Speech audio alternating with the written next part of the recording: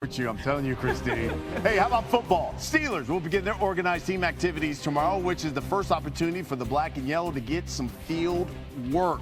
There won't be any contact, but the question is, has Aaron Rodgers made contact with Pittsburgh about signing on with the Steelers? He's hinted at such over the weekend. Will Aaron Rodgers ever go to the Bears? Oh, boy. Security, can we get her out of here? We need some security. Security, can you take it easy on her on this one? No, but I believe there's a team that might play in Chicago this year. On a road trip. I don't know. I'm not sure. Gotta check it out. Okay, so let's bring in our NFL insider, Dan Graziano. No one loves talking more about Aaron Rodgers than this man right here. Okay, Graz, you saw that. By the way, the Steelers play the Bears week 12. It sounds like that's what Aaron Rodgers was hinting at. What's the latest you're hearing? Yeah, I don't think he's talking about going back to the Packers, for example. So, yeah, I think that is what he was hinting at. But checking on this situation yesterday, it didn't sound like there had been any real change. The Steelers are ready to start OTAs tomorrow. If Aaron Rodgers is there, great. If he's not, then they're okay with that. They haven't given him any kind of deadline. The one spot to watch on the calendar is that June 10th date, which is when their mandatory minicamp starts.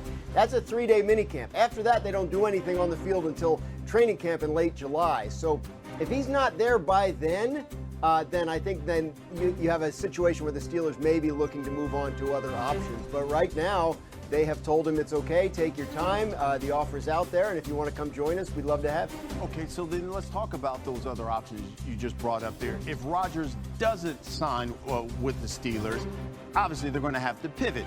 And if they do pivot, what's the possibility of them bringing in a guy like, let's say, Kirk Cousins? Yeah, the Steelers and really the rest of the league know that Kirk Cousins is available in trade from the Falcons. They're going to start Michael Penix Jr. at quarterback this year, and Cousins, a very expensive backup, $27.5 million in guaranteed salary this year and another $10 million next year. When they've talked trade with teams, it's been a lot of the holdup has been, how much of that money is the acquiring team willing to pay versus how much does Atlanta have to pay. The Steelers kind of know that's out there. They could certainly go that way if Rodgers turns them down. Their GM, Omar Khan, has said multiple times that they plan to go to training camp with 4 quarterbacks. Right now, they only have 3. So there's a spot open. Mason Rudolph would project as their starter right now, but it does look like they would be looking to add. The thing is, Brian, the Steelers just have not been very aggressive at the quarterback position this offseason. They didn't play on Sam Darnold. They didn't try that hard on Justin Fields. They didn't draft one until the 6th round.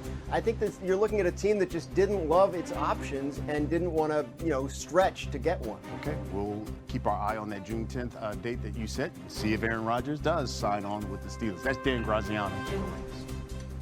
Will be multiple choice. I have some questions.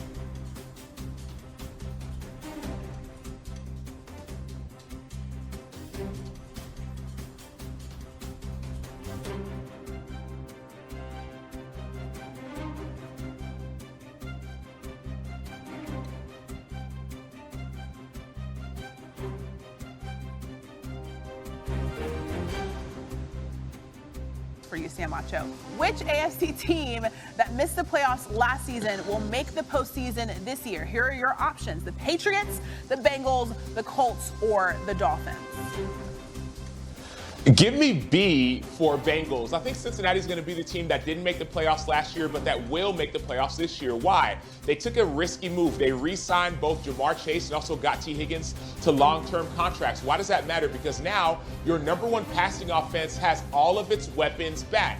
And oh, by the way, they're motivated. They were dominant on offense last year, Triple Crown winner with Jamar Chase, but their defense struggled. And so the entire offense and the defense is going to understand what they have at play. It's a short window with these receivers and the quarterback being healthy, but they have to elevate their game in order to make the playoffs. So give me B for Bengals. Okay, I'm going to give you a grade at the end of this, by the way. The next question, which AFC playoff team... All right, I was going to say, what happens if I get it wrong? Like, that's what I want to know. Exactly. Which AFC playoff team from last season is most likely to miss the postseason this year? The options: the Texans, the Broncos, the Chargers, or the Steelers. I'll go D. Circle D for me, Beanie. That's Steelers. Why? They made the playoffs last year, but they're still waiting on Aaron Rodgers. I don't think that he's going to be the solution. Yes, I do think Aaron Rodgers will sign with the Steelers, but it'll likely be after OTAs. after minicamp. He won't get time to really gel with his entire team. And sure, I'm confident he's throwing with DK Metcalf and maybe some other receivers, but it's not just the receivers, it's the offensive line, it's the scheme, and it's the team. And oh, by the way, Aaron Rodgers wasn't overly outstanding as a player last year as well. And so if you're expecting him to be your hero or your savior, I don't think that he's going to be the solution. So D, Steelers will not make the playoffs this year, even with Aaron Rodgers. All right, you called me Beanie. It's Professor Beanie. The next question, which NFC team that missed the playoffs last season will make the postseason this year? Is it the Falcons, the Bears, the Cowboys, or the 49ers? I'll go C, Mrs. Christine. Give me the Dallas Cowboys. I think that they will make the playoffs this year. No, it's not sexy. No, it's not cute. But their team has actually gotten better. Why? Offensively, they've got 2 number 1 receivers, CeeDee Lamb and George Pickens, if George Pickens can play at a consistent level. Defensively, they have Matt Eberflus as their defensive coordinator. And oh, by the way, Dak Prescott, when healthy, can still play at a high level. And so this is an opportunity for the Dallas Cowboys to get back into the playoffs. Yes, they struggled last year. There were a litany of injuries, but I think they'll be a team that, not overly pretty, but physical, run the ball, make the playoffs. Cowboys fans are begging for that to be the correct answer. The next question, which NFC playoff team from last season is the most likely to miss the postseason this year? Is it the Vikings, the Bucks, the Commanders, or the Rams?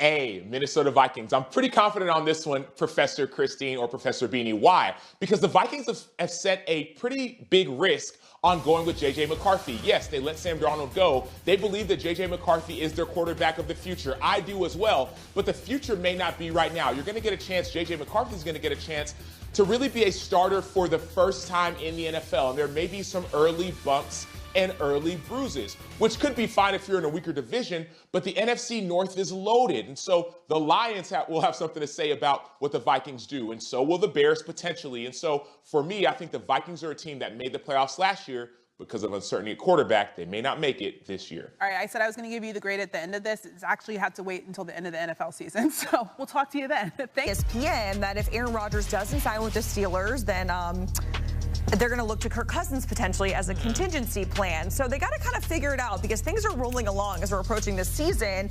OTAs, those start tomorrow. Steelers mandatory minicamp, that starts June 10th. So if Aaron Rodgers does end up with the Steelers, what does it say that he's not with the team right now? Here's our guys Ryan Wilson and Rand Carthon breaking it down on With the First Pick. But it feels like Aaron's just going to show up when Aaron's ready. Is that the best way to prepare for a season with a bunch of new teammates? Absolutely not. And, I mean, the quarterback now, again, we don't know. There are things that happen that I'm not going to speak on, but there are things that happen, and maybe Aaron Rodgers is a little further along with this, Pittsburgh decision, nod, wink agreement, and even what the offense is. We don't know that. However, I think it speaks volumes for the rest of the team. For a guy that you're going to be counting on as your quarterback, he's not on the field